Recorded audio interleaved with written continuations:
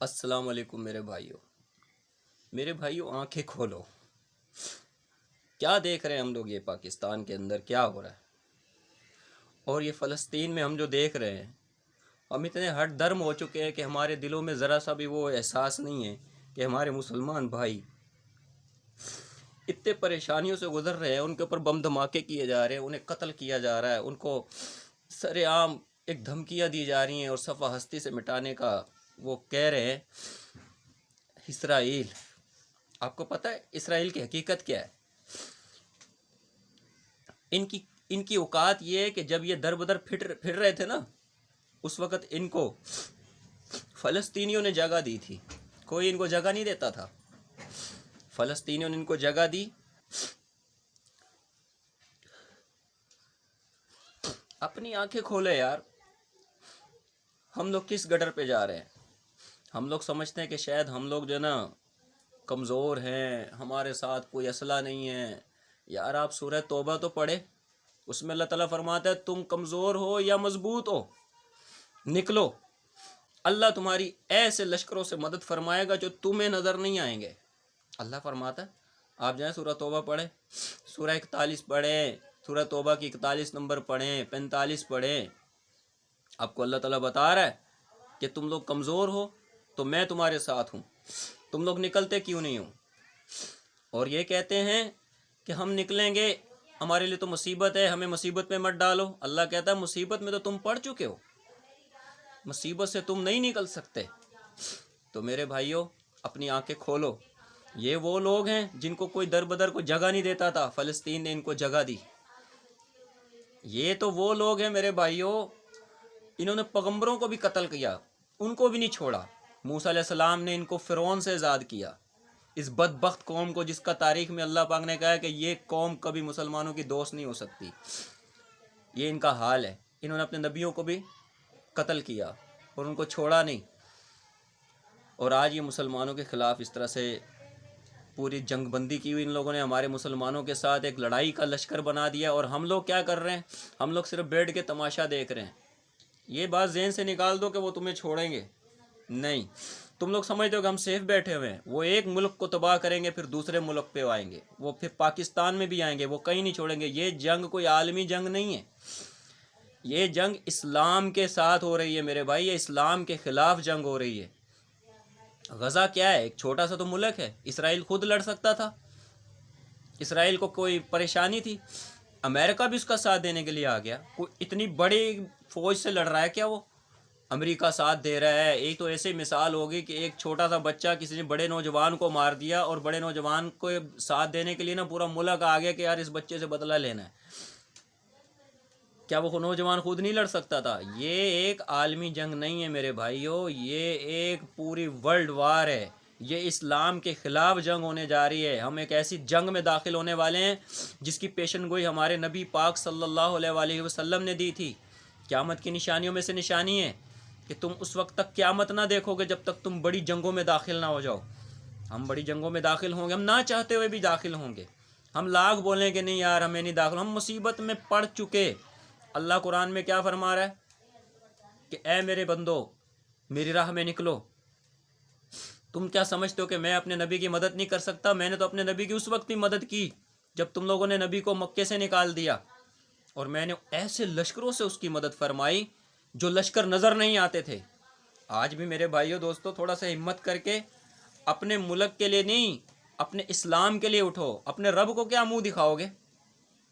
کیا کہو گے کہ ہمارے رب ہم نے یہ کیا، ہم تو بیٹھے رہے؟ او میرے بھائیوں دوستو بزرگوں، تھوڑا سا اپنے دلوں کو جانچو کہ اللہ پاک کیا فرما رہا ہے ہمارے لیے. سورہ توبہ پڑھو. یہ ہماری آرمی فورس، یہ تو سمجھ لو انہوں نے تو مال کھا لیا، دنیا کی دولت میں پڑ گئے، دنیا کے نشوں میں پڑ گئے، چاندی جمع کر رہے ہیں، سونا جمع کر رہے ہیں. ان کو پتہ ہی نہیں ہے کہ اللہ پاک نے ایسا جمع کرنے والوں کے لیے کیا وصیتیں لکھی ہوئی ہیں، کیا وعدے لکھی ہیں. اللہ نے فرمایا یہ جو مال جمع کرنے میں تم لگے ہوئے ہو، تمہیں اپنے مال، اپنے بیوی، اپنے بچے، اپنی پراپرٹیاں اگر تمہیں اپنے پیارے نبی سے، اپنے اسلام سے اور جہاد کرنے والوں سے زیادہ عزیز ہے تو تم صبر کرو. یہ تمہارا مال میں آگ میں تاپوں گا، آگ میں تاپ کر تمہاری پیٹھیں، تمہاری پیشانیاں، تمہاری گردنیں گلے کا توق بنا دی جائیں گی، تمہارے سارے جسم کے حصے داغے جائیں گے اسی مال کے۔ اور پھر اللہ فرماتا ہے کہ اس مال کو، اس کو جمع کرنے کا جو تم نے مزہ چکھنا تھا نا، وہ مزہ چکھو۔ تو میرے بھائیوں، تم لوگ نہ چاہتے ہوئے بھی اس جنگ میں داخل ہونے والے ہو، تو بہتر ہے کہ عزت کے ساتھ داخل ہو جاؤ۔ یہ بھی کوئی طریقہ ہوا کہ تم لوگوں کو دھکا دے کے ڈالا جائے اندر؟ اپنے اندر تمہارے غیرت نہیں ہے، اپنے اندر تمہارے کوئی ایمان نہیں ہے کہ وہ چھوٹے چھوٹے بچے کس طرح سے تڑپ رہے ہیں، کس طرح سے ان کو جلایا جا رہا ہے، کس طرح سے ان کو تڑپایا جا رہا ہے؟ کوئی غیرت نہیں ہے تمہارے اندر، بغیرت بن چکے ہو۔ کیا تمہارے اندر کوئی ذرا برابر ایمان ہی نہیں ہے؟ او اللہ کے بندو، تم اپنا ایمان اپنے رب سے مضبوط کرو۔ خدا کی قسم تم کودو، تم اس جنگ میں اکیلے نہیں کودو گے، تمہارا اللہ بھی تمہارے ساتھ کودے گا، تمہارا اللہ بھی تمہارے ساتھ کودے گا انشاءاللہ۔ تم اپنے رب کی طرف رجوع تو لاؤ، ہمارا رب ہمیں تنہا نہیں چھوڑے گا، اس نے کبھی بھی تنہا نہیں چھوڑا۔ کیا ہو گیا آج ہم اپنے بھائیوں کے خلاف آواز بھی نہیں اٹھا سکتے؟ اور میں اپیل کرتا ہوں ہاتھ جوڑ کے اپنے ان تمام فرقہ واریت کے جتنے بھی بڑے بڑے علماء ہیں، ان کے آگے بھی ہاتھ جوڑتا ہوں، خدا کے لیے اپنی اس عوام کو جمع کریں۔ خدا کے لیے تم سے پوچھا جائے گا کہ تم نے حق دیکھا، تم نے ظلم دیکھا، تم اس کے خلاف نہیں اٹھے۔ میں تمہارے آگے ہاتھ جوڑتا ہوں، خدا کے لیے سب کو جمع کرو اور اس جنگ میں داخل ہونا ہی ہونا ہے۔ تم نہ چاہتے بھی نہیں ہوگا، یہ نہیں ہو سکتا کہ تم داخل نہیں ہو جاؤ گے، جنگ میں داخل ہونا ہی ہونا ہے۔ تو میں تمہارے آگے پھر اپیل کرتا ہوں کہ سب کو جمع کرو، سب مسلمان اپنے کامن ایک دشمن کو سمجھو۔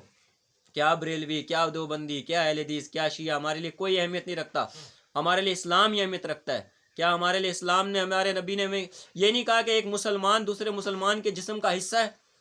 اگر جسم کے ایک حصے کو کوئی نقصان پہنچتا ہے تو تمہارے گویا پورے جسم کو نقصان پہنچنا چاہیے۔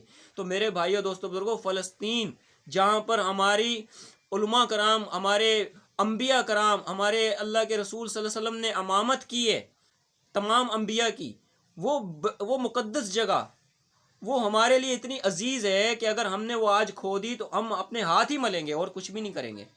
تو میرے بھائیوں، دوستوں، بزرگوں، تھوڑی سی خدا کے لیے ہمت کرو اور نکلو اور ان کی مدد کرو۔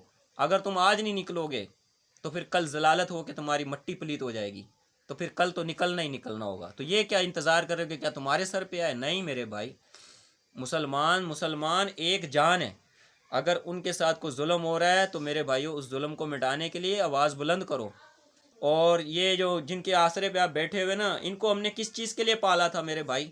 یہ ہماری فوج جو ہے، ہماری جو حکمران بیٹھے ہوئے ہیں، ان کو ہم نے اس دن کے لیے پالا تھا کہ جب ان کا وقت آئے، جب ان کا کام کرنے کی ڈیوٹی کا ٹائم آ جائے تو یہ اپنا ہاتھ کھڑے کر دیں، اور گویا الٹا ہم ہی کوئی روک رہے ہیں کہ یہ کام نہیں کرو۔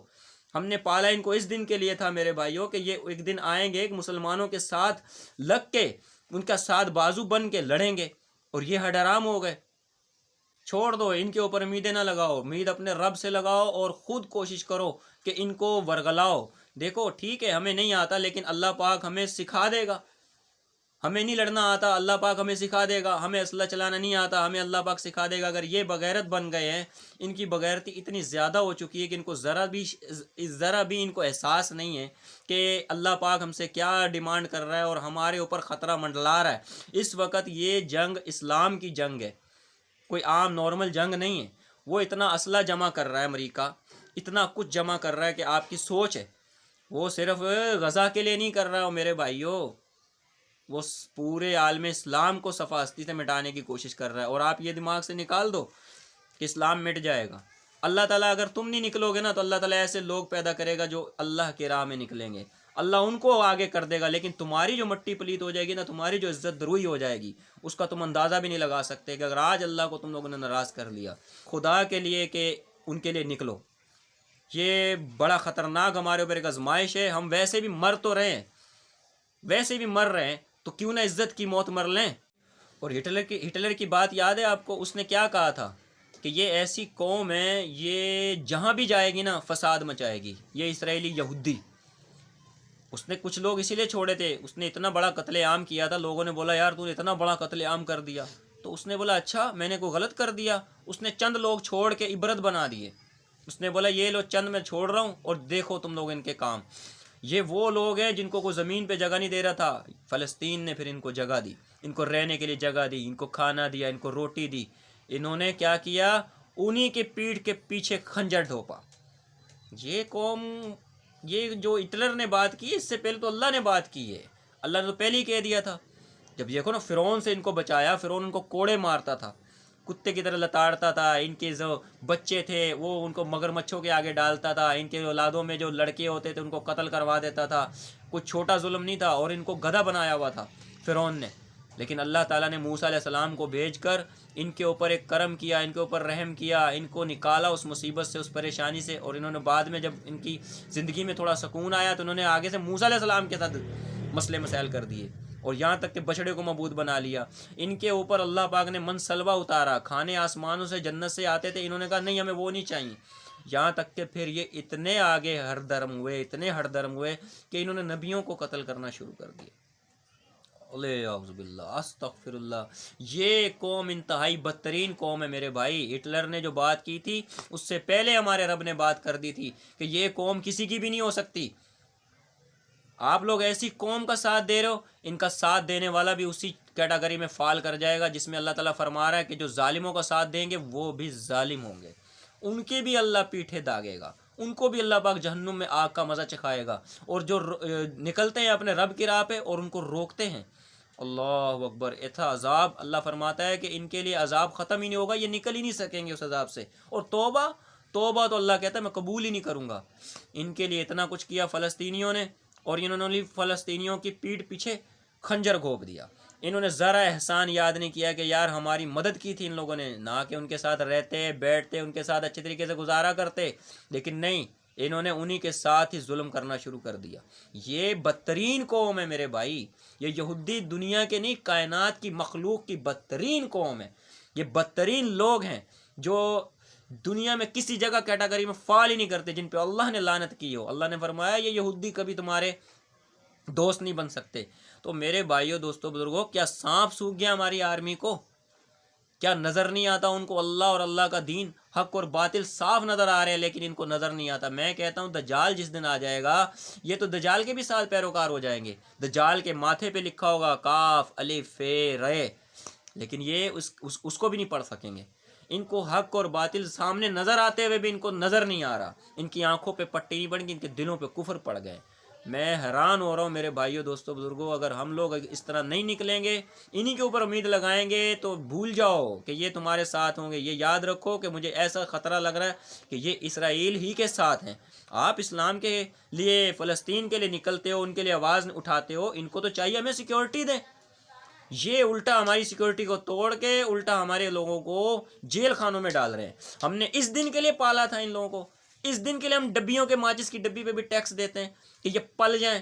یہ پل کے ہمارے گلے کا توق بن گئے، ہمارے ہی خلاف کھڑے ہو گئے. یہ کیا کر رہے ہیں میرے بھائیوں دوستوں بزرگوں؟ اپنے بچوں کو جو فوج میں ڈالا ہے ان سے کیا امیدیں لگا رہے ہو تم لوگ؟ یہ کس طرف جا رہی ہے یہ فوج ہماری پاک آرمی، ہمارا پاک فوج پوری دنیا میں ایک بدترین بدنامی بن چکی ہے، ذلالت ہو چکی ہے.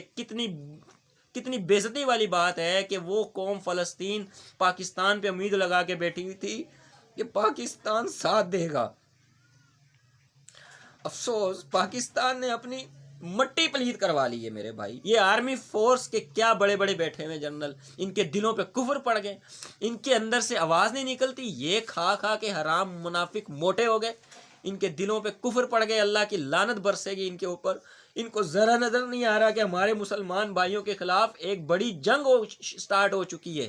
اس جنگ میں ہم داخل نہ ہو کے بھی داخل ہوں گے، تو بہتر ہے میرے بھائیوں عزت کے ساتھ داخل ہو جاؤ. ان کے ظلم کے آگے ڈٹ جاؤ. اپنے جوش، اپنے ایمان کو اپنے رب العالمین کے ساتھ جوڑو. خدا کی قسم تم اس جنگ میں کودو گے، تم اکیلے نہیں کودو گے، اللہ تمہارے ساتھ کودے گا، اور اللہ ایسے لشکروں سے تمہاری مدد کرے گا جو دنیا کو نظر نہیں آئیں گے. ایسے لشکروں سے اللہ مدد کرے گا. بس اپنا ایمان اللہ پر مضبوط کرو، اور نہ چاہتے ہوئے بھی میرے بھائی اس جنگ میں داخل ہو جاؤ. یہ کوئی چھوٹی جنگ نہیں ہے. یہ ہمارے بچے مارے جا رہے ہیں، ان کو قتل کیا جا رہا ہے، ان کے سر پھاڑے جا رہے ہیں، ان کو شہید کیا جا رہا ہے. یہ کوئی چھوٹی بات نہیں ہے. یہ جنگ بہت بڑی جنگ ہونے جا رہی ہے جس کی پیشن گوئی ہمارے نبی نے دی تھی، اور ہم اس میں نہ چاہتے ہوئے بھی داخل ہوں گے. تو لہٰذا اپنی تیاری کرو اور اس کے لیے پورے بھرپور طریقے سے تیار ہو جاؤ. اب کوئی راستہ نہیں ہے. ویسے بھی ہمارے حالات کون سے اتنے خوشگوار ہیں، ہم ویسے ہی مر کے مر رہے. کوئی ہماری زندگی ہے؟ کوئی ہماری خوشیاں ہیں، ہماری جو اولادیں پیدا ہو رہی ہیں وہ کیا یہ دیکھیں گی؟ کوئی امید دیکھیں گی؟ نہ میرے بھائی، اپنے ایمان کو مضبوط کرو اور جہاد کے لیے نکل پڑو۔ اب یہ جہاد تمہارے سروں پر آئے گا، ہر حال میں آئے گا۔ ایک مومن مسلمان کے لیے اس کی زندگی کی آزمائش کے لیے اس کا جہاد، اس کی زندگی یا اس کا ایمان کو مضبوط کرتا ہے۔ تو میرے بھائیو، اگر آپ ان آرمی کے فورسوں میں تو حیران ہوتا ہوں کہ آرمی فورس کے اندر کیا مسلمان نہیں ہے؟ کیا یہی 2-4 جرنل ہی رہ گئے؟ کیا کوئی کھڑا نہیں ہو رہا؟ کیا اتنے ایمان مر گئے ہمارے؟ افسوس کی بات ہے۔